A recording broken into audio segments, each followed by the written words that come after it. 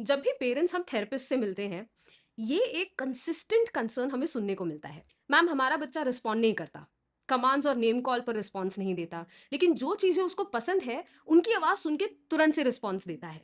And here's what you need to understand, बहुत बार problem listening की नहीं होती, प्रॉब्लम होती है प्रोसेसिंग की। Because between hearing your words and giving a response एक पूरा इनविजिबल प्रोसेस ब्रेन में चल रहा होता है। Your child first has to hear the sound, understand the language, filter distractions, make sense of what you mean, plan a response, regulate their body and then answer.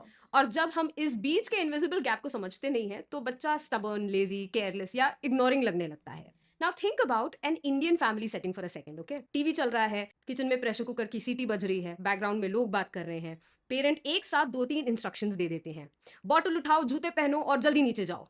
और फिर 5 seconds बाद, कितना time लगता है तुमको, बार बार बोलना पड़ता है।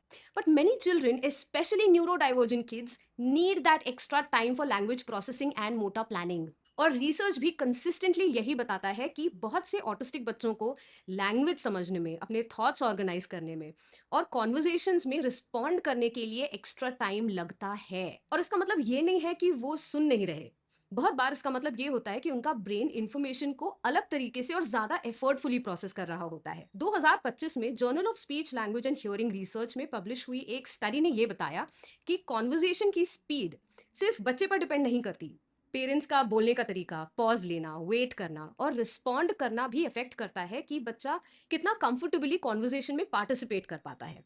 रोजाना लाइफ में इसका मतलब ये है कि जब अडल्ट्स थोड़ा स्लो डाउन करते हैं, एक साथ कम इंस्ट्रक्शंस देते हैं और बच्चों को बिना जल्दबाजी किए पॉजेज अलाउ करते हैं, तो कम्युनिकेशन ज्यादा स्मूथ हो सकता है।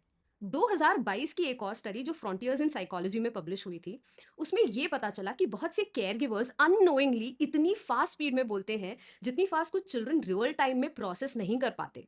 तो जब पेरेंट्स जल्दी जल्दी इंस्ट्रक्शंस रिपीट करते हैं, जैसे इधर आओ, जूते पहनो, बैग उठाओ, जल्दी करो, तब हो सकता है कि बच्चा अभी भी पहली इंस्ट्रक्शन ही प्रोसेस कर रहा हो। कभी कभी केयर गिवर जो सबसे पावरफुल चीज कर सकता है वो है वेट करना, सवाल 10 बार रिपीट ना करना, जल्दबाजी ना करना, खुद पैनिक ना होना, पेशेंस दिखाना and just pause and observe.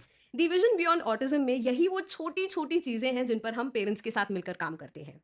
ऐसी आदतें जो अनजाने में अपने बच्चों के साथ इंटरेक्शन में यूज होती हैं, हम उसे समझते हैं और ये पैटर्न्स अनलर्न करते हैं। अगर ये आपके पर्सपेक्टिव में कुछ शिफ्ट लेकर आया हो तो हमारी जर्नी का हिस्सा बनिए एट www.thevisionbeyondautism.com।